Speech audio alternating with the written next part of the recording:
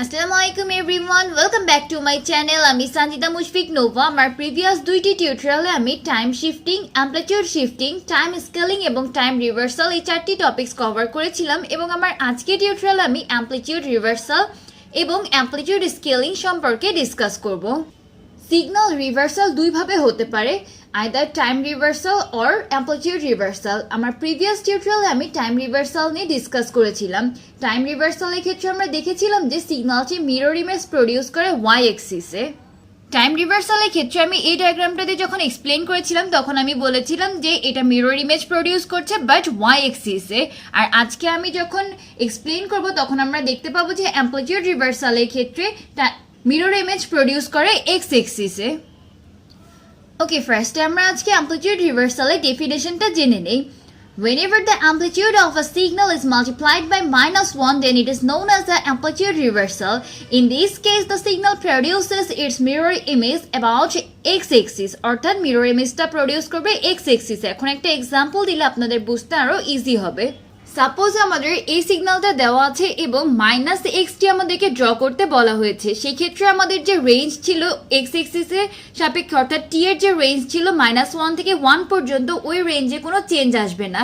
Just এই সিগন্যালটার mirror image হয়ে যাবে এক্স এক্সিসের রেসপেক্টে, অর্থাৎ অ্যামপ্লিটিউড যেটা ছিল 1 ওইটা এই ক্ষেত্রে মিরর ইমেজ হয়ে যাবে -1।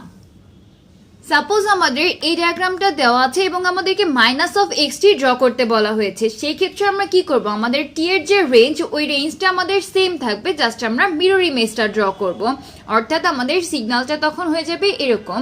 আর অ্যামপ্লিটিউড এক্ষেত্রে ছিল 1, এখন হয়ে যাবে -1।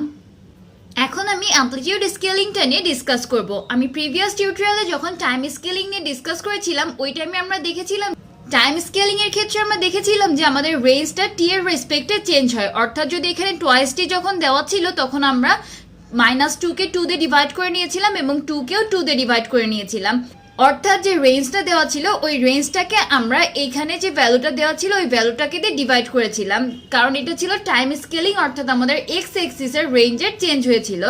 বাট অ্যামপ্লিটিউড স্কেলিং এর ক্ষেত্রে আমাদের অ্যামপ্লিটিউড যেটা দেওয়া থাকবে ওইটাতে চেঞ্জ আসবে। সাপোজ আমাদের এখানে এই ডায়াগ্রামটা দিয়ে 2xt ড্র করতে বলা হয়েছে, সেক্ষেত্রে আমাদের ফার্স্ট ডায়াগ্রামে অ্যামপ্লিটিউড ছিল 2, তাহলে এখানে হয়ে যাবে 4। আবার যদি আমাদেরকে ½ ড্র করতে বলা হয় সেক্ষেত্রে আমাদের অ্যামপ্লিটিউড হয়ে যাবে 1, অর্থাৎ 2 × ½ = 1। Thanks for watching guys. আশা করি আপনারা সবাই আমার আজকের টিউটোরিয়ালটি বুঝতে পেরেছেন। তারপরেও কারো যদি কোনো বুঝতে অসুবিধা থাকে সেক্ষেত্রে আমাকে কমেন্টের মাধ্যমে জানাতে পারেন, আমি ইনশাল্লাহ সলভ করে দিব। আর আমার প্রিভিয়াস টিউটোরিয়াল দুইটির লিঙ্ক ডেসক্রিপশন বক্সে দেওয়া আছে, আপনারা চাইলে দেখে নিতে পারেন।